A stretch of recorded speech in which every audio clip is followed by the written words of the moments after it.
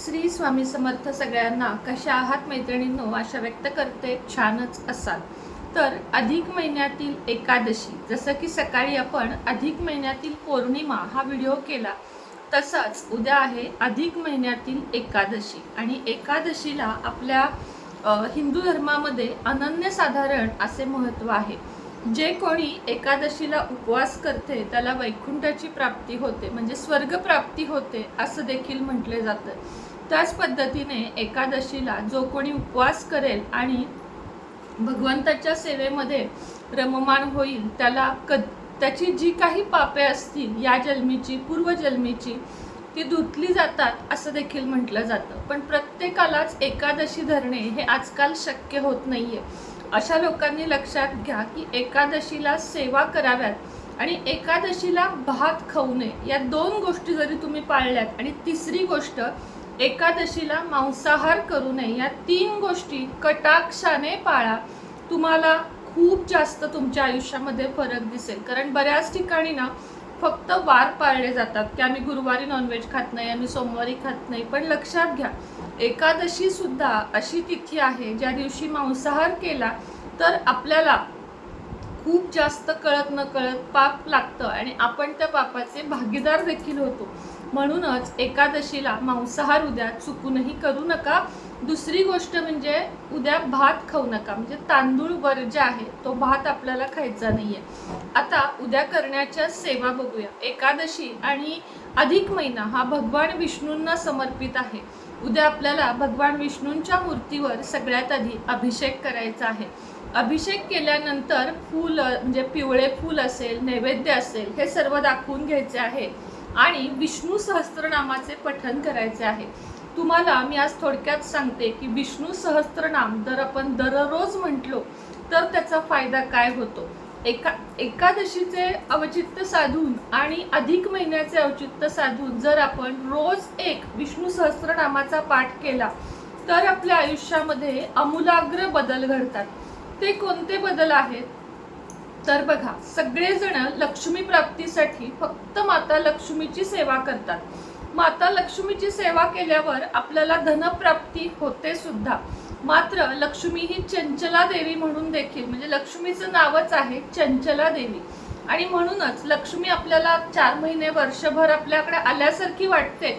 आणि त्यानंतर आपल्याला काय होतं, पैसा तर येतो पण ती काही स्थिर नाहीये. ती आज माझ्याकडे तर उद्या दुसऱ्याकडे, त्यामुळे मग ती स्थिर होत नाही.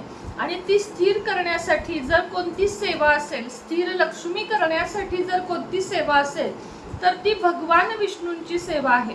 म्हणून मी तुम्हाला नेहमी सांगते की भगवान विष्णू आणि माता लक्ष्मीची मूर्ती घरामध्ये एकत्रित ठेवा.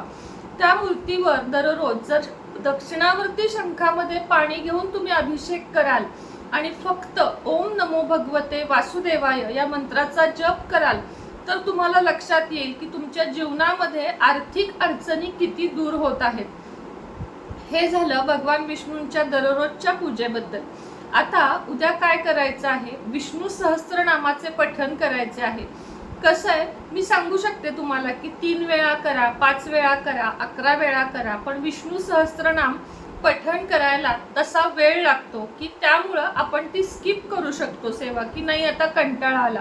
म्हणून एकदाच रोज पठण करण्याचं ठरवा. जरी एकादशी आहे ना उद्या, फक्त एकदा पठण करा, पण ते इतकं मनापासून पठण करा की तुम्हाला त्याचे अर्थ समजले पाहिजेत आणि साक्षात भगवान विष्णू आपल्या समोर बसले आहेत असं देखील आपल्याला जाणवलं पाहिजे.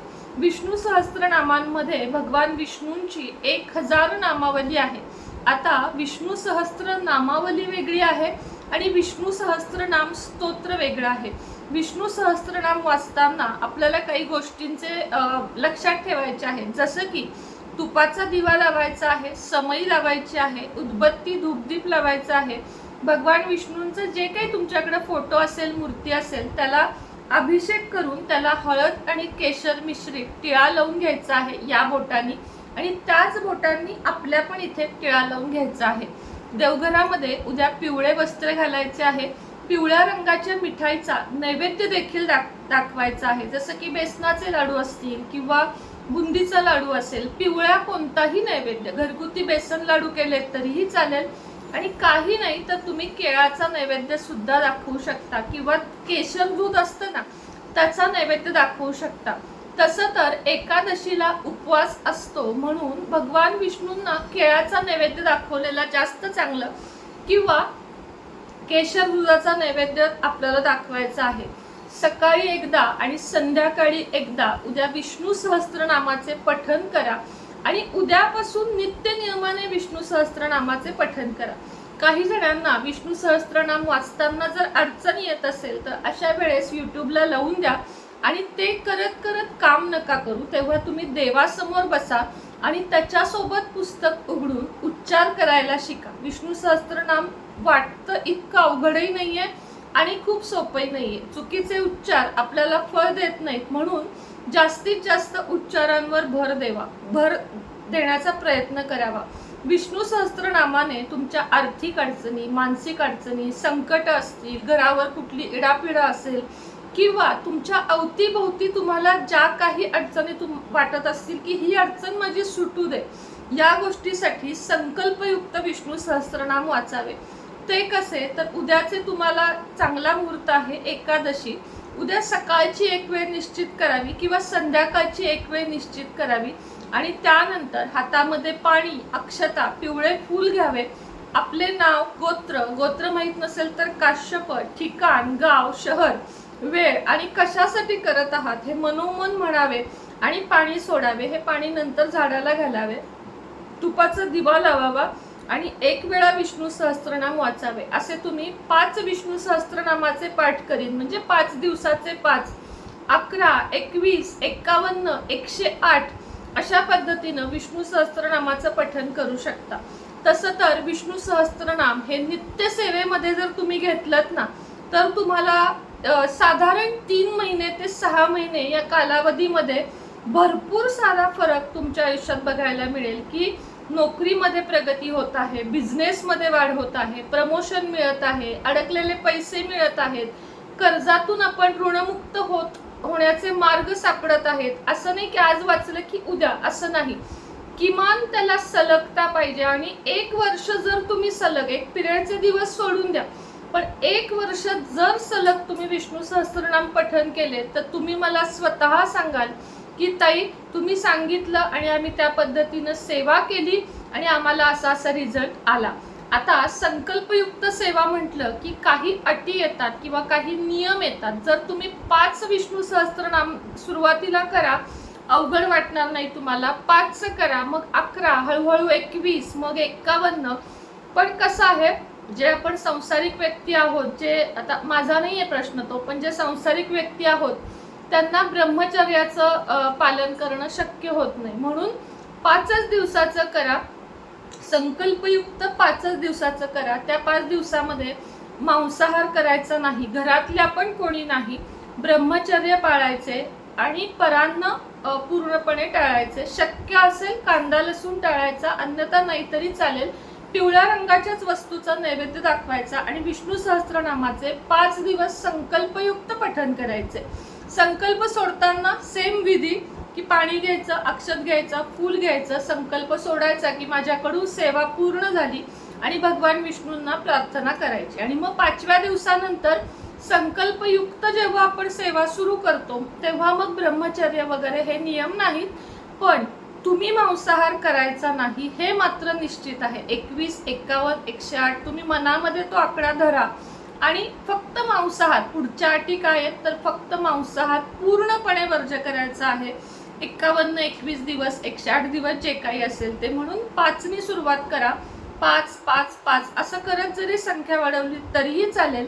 आणि जर तुम्हाला संकल्पयुक्त नसेल जमत तर तुम्ही फक्त 51 करीन, 11 करीन, 21 करीन असं मनात धरून त्या पद्धतीनं करा. आणि मग बघा, तुम्ही एक अनुष्ठान समजा, या विष्णू सहस्त्रनामाला एक अनुष्ठान समजा.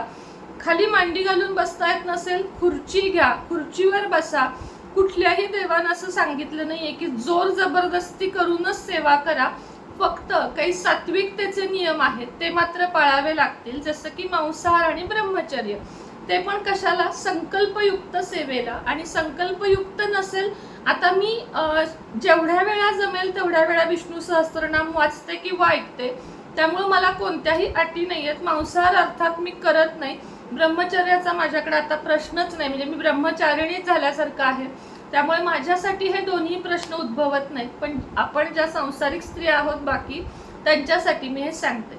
आता हे कोण कोण करू शकतं सेवा? विधवा, सधवा, मुले, मुली, कुणीही, पती, आजोबा, आजी, काकू, काका, ज्यांना करायचे त्यांनीही सेवा करू शकतात. नियम सगळ्यांना सारखे आहेत. त्यामुळे उद्यापासून ही सेवा करा. उद्याचे खरंच म्हणजे अधिक महिन्यातील एकादशी, अधिक महिन्यामध्ये आपण भगवान विष्णूंच्या जितक्या काही सेवा करू ना, त्या आपल्याला कधी ना कधी कामी येतात. म्हणजे काहीच नाही न झालं तर आपल्या पापांचा भोग, तीव्रता कमी होऊन आपल्याशी पुण्य जोडले जाते. आणि आजकाल पुण्य आपल्याशी जोडले जाणं ह्याच्यासारखं भाग्य नाही. कारण हे कलयुग आहे, तुम्हालाही माहिती आहे. त्यामुळं नक्की ही सेवा करा. व्हिडिओ जास्तीत जास्त जणांपर्यंत शेअर करा. चॅनलला सबस्क्राईब करा आणि ऑलचं बटन नक्की दाबा. श्री स्वामी समर्थ.